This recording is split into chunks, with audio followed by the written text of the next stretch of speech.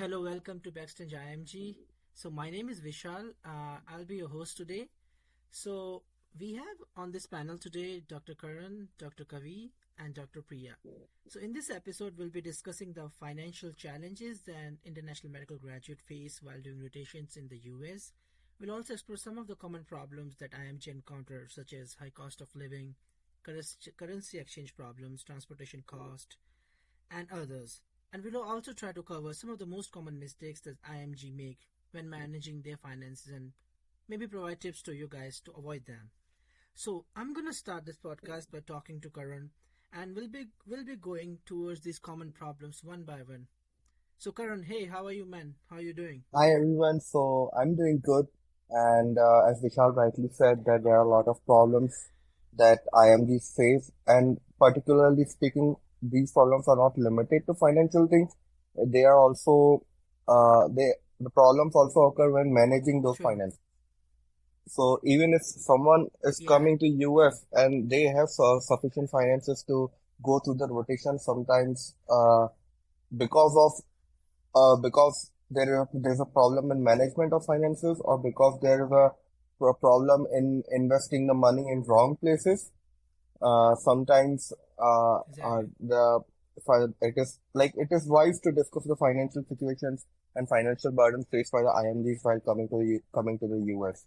So personally, I haven't participated in the match yet, so I can't comment on the matching system, all the money that is spent on it. But Mm-hmm. I have been into rotation Sure. for 5 months, and so I will be mostly be talking about this. So my first Sure. advice to every IMG, the mistake that I did would be to start finding and contacting the people for rotations early on. If possible, start doing it during the med school. So you can get the whole idea of where which rotation has been happening and how much does it cost. So if you plan the rotation in the end moment, you won't have much options other than to go through third party agencies, which actually will be charging a lot. But if you start early and make relevant contacts, it might be possible that you get a better rotation where you learn more, able to make better connections at a lower price than the third party agency itself. So, uh, so basically it's an advantage to start Yeah. early. Second thing is once you start with the rotation, finding your rotation, you should start with uh, managing your finances. So by arranging for your finances, I mean.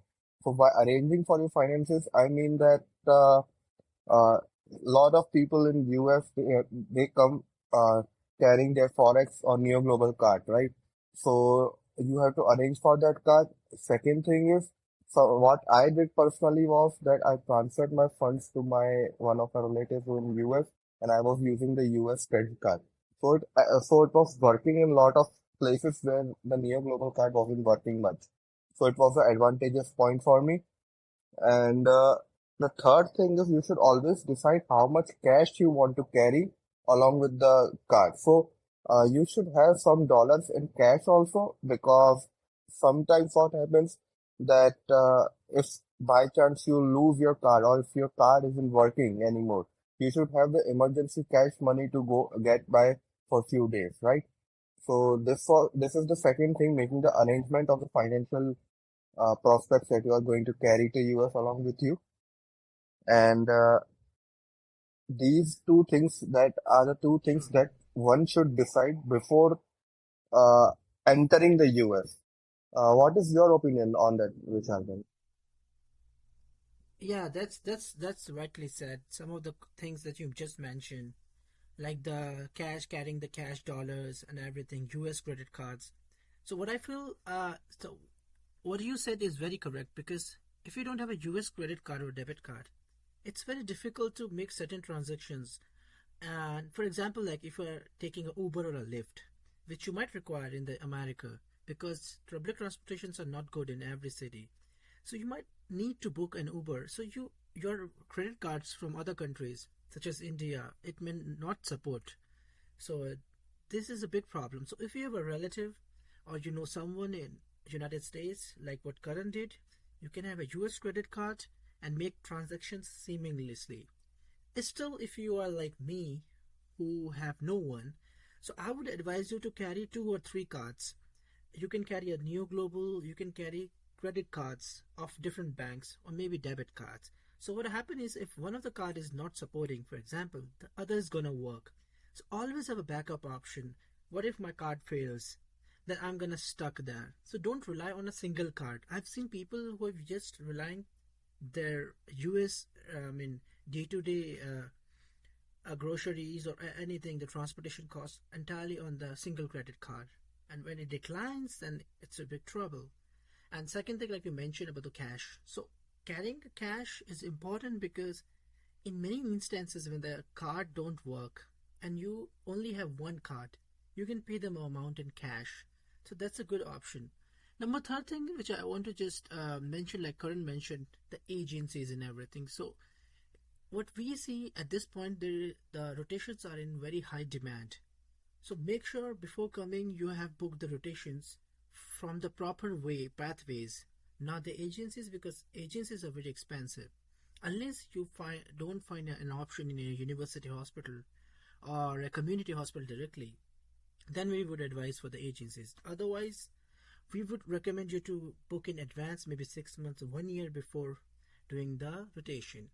And last but not the least, about the cost of living. So, Karan, can you like give your insights on Yes, cost of yes. living So things? I mean, basically, yeah, sure. I wanted to like talk about the financial management on two parts, like financial management before coming to US and after coming to US. So yes, so once you reach US, there are few things to keep in mind. Uh, so if I go through the basic things, the first thing is that where do you want to live? The second thing is how far from the place of work do you want to live? The third thing is the timing. Fourth is the weather. And fifth is the grocery. So these are the five major things. And sixth is the, like, if you want to explore the area where you are going, then you of course to spend money. But the five major things to survive the rotations are these five. So first is the place where you will be living, right? So majority of the IMGs that come to US, since they are doing the rotation for a month and all, either they stay with their families or relatives or either they stay in Airbnb. So there are Airbnb is a good option, but it can be an option which is on the costlier end of the side. There are other options like rotating rooms or some Facebook groups, or you can also ask on Reddit if any other person is rotating with you during that month to that hospital so that you guys can share the place. So make sure, that is why I was telling that make sure that you plan early, decide the place of your location so that you have enough time to find the other people and get the idea of where they are like living during the time of rotation. So it might help you in saving the money. Second thing is deciding how far you want to live from the place where you work. So if you are living in a big metro city like Chicago or New York, it will be easier for you if you live a little bit far from the main uh, downtown area so that you can travel easily by metros or buses. But if you are living in a suburban town and doing rotation there, it's better to live nearby to the hospital so that you can go to the hospital just by walking. Because if you don't have to take the cab, Uber or Lyft there. Third thing, always check the weather. Like I think Darshini has talked about this thing before, but whenever you're leaving the house in US, better to check the weather. If you are leaving the house unprepared for the weather, sometimes if you don't carry the umbrella, or sometimes it becomes too cold, or if you have to take the cab. But if you are well prepared, then you won't face much of a problem. And fourth thing is groceries. Like, so if you want to uh, buy groceries, it's better to make a list first before going to any US market to buy groceries. So the thing is, like, unlike India, if you go to any US market, you will get confused. There are 10 varieties of every item on every shelf, if you see. So it's better to make a list of what you want, go there, select those items, and just check out. Because if you go there without making a list, you will buy unnecessary things, and it won't be much of a beneficial thing for you. Another thing was like there are other things such as manage laundry and all that you have to manage via cash, because in New York, lot of the laundromats they accept only cash. They don't accept cards, so it's better to carry some cash along with you. And some hospitals they also provide subsidized breakfast and lunch for the students rotating there, so you should also keep that in mind. And if Dr. Vishal wants to add anything, he can add. Yeah, that's a lot of information and very useful information for everyone who is listening to our podcast. So, Dr. Karan have covered many things, and I just want to add a couple of things. So, he mentioned the first thing is the how would you book a room rental in United States. So, Airbnb is very expensive to be honest, and we all have booked from Airbnb once in a while. So, like he suggested, rotating rooms. There are a couple of websites like Spare Rooms and other websites you can look on. Just be careful of the scammers because there are a lot of scammers that are trying to scam people these days. And you can also maybe contact the hospital coordinator if she can suggest give you a list of details of some of the citizens that are living there who can help you in renting the location. Second thing is like Karan mentioned, like the transportation. So yeah, if you're living in a big metropolitan city, it's good to have the transportation. You can move from here and there pretty easily. But if, for example, like if I'm in Tampa, so it's gonna be a problem. So you have to look geographically think where are you taking the room and how far the room is from the hospital. So even you have to just balance, like the room rent is uh, is in the balancing equation because if you are taking room very far away from the hospital and you don't have a transportation and you're gonna take the cab every day, so it's gonna cost you a lot. So that is another factor. And another thing is like you mentioned the groceries. So it's very difficult like in India or other countries like you have to make a list that is true, and you can also maybe order online groceries from Walmart that I have like recently like feel like it's very cheap. So in America you can maybe order the grocery for 2 or 3 weeks at once, so you can just order and just store it in your refrigerator, so it's going to be long because if you will go physically to buy the groceries all of a sudden, so you don't have the space to carry the groceries to your house again, so it's a trouble. But you can try Walmart or maybe there are a couple of other supermarkets online, maybe Instacart, but Instacart is pretty expensive. And yeah, and there were, yeah, that was it. So Dr. Priya and Dr. Kavi, do you want to add anything, any example you would like to give, like which you might have Yeah, faced Vishal. with? Yeah, sure, Priya, go ahead. The one thing Karan mentioned was about Neo Global. I came with only Neo Global. The one thing I recommend is at least get 2 3 cards. That's very important. If you don't have any friend with you, then you'll be in trouble. So at least get 2 3 cards. That's the most important thing. And I was using Karan's friend account, like along Yeah, with Karan. that's So it was a that's trouble true. for Yeah, me. I Yeah, heard that Neo Global they suspended the services. So like, you faced the situation. yeah. You It just was had it one was so card, and bad. yeah, I know, I understand. Yeah, I was there. So that's why it's better to carry 2 or 3 cards. Like Priya faced the situation, and now she only have one card, and the card is not working. So it's America. It's not Mm. your home country that anyone can come and just help you in a way. So it's so what I mean.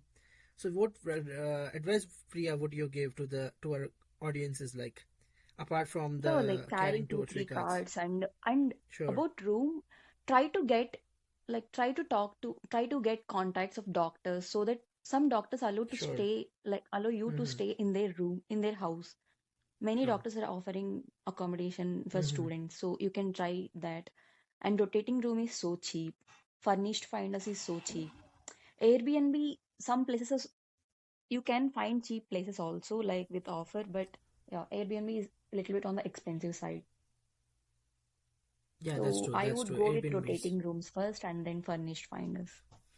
Yeah, that's true. I mean, Airbnb is very expensive. unless you don't have any other options, like try to like book cheap accommodation from other websites Uh, too. Maybe your friend or friends of Basically, friends. Yeah, Dr. Karan. if like you are rotating at any hospital, any good hospital, like while I was rotating at Cleveland Clinic, so I asked the coordinator if she can suggest me any places where I could live in during my observership, and she told me that a lot of the staff members in the hospital, be it doctors, be it nurses, they were Yeah. providing the accommodation at their houses. And that was actually a very reasonable pricing. And I contacted them and I got a very good accommodation nearby to my hospital. So that you can try. If you get a rotation at hospital, always ask the clinical coordinator for the ideas. Yeah, that's true. I mean, they are always there to help you guys. So it's in America. The one thing that I love is like, if you will contact the coordinators, if you will email them that I am facing a trouble finding rooms in the nearby the hospital, so they're gonna help you. So like Karan mentioned, and so it's wise to just contact the coordinator if you are facing a situation you're not able to get the room. Yeah, like 90% of the people are ready to help students. So we can, Yeah, exactly. all the things we had to do is ask about like 10, 15 people at least. Exactly, yeah. So they have to do their Hmm. homework, just take a little more effort and get the right room at the most affordable prices. That's all we want. Dr. Kavi, you would like to add anything more to the conversation that you're having today? Um, I think I agree with you guys. I face similar kind of, but I do not face a biggest kind of problem that would provide a big solution. But yeah, I agree with you guys. It has to be very Sure, sure. wise while we are spending. Before spending, we need to make a good plan and things like that. Thank you. Yeah, sure. So that would be the end of our podcast. So thank you so much, everyone, Dr. Karan, Dr. Priya, and Dr. Kavi. So in Thank conclusion, you. yeah, thank you. So I would say like the financial challenges that IMG face during rotations in the United States can be overwhelming. So like we guys discussed, with proper planning, budgeting, and financial management, anyone can overcome these challenges and build a strong financial foundation to their future. So all right, guys, thank you so much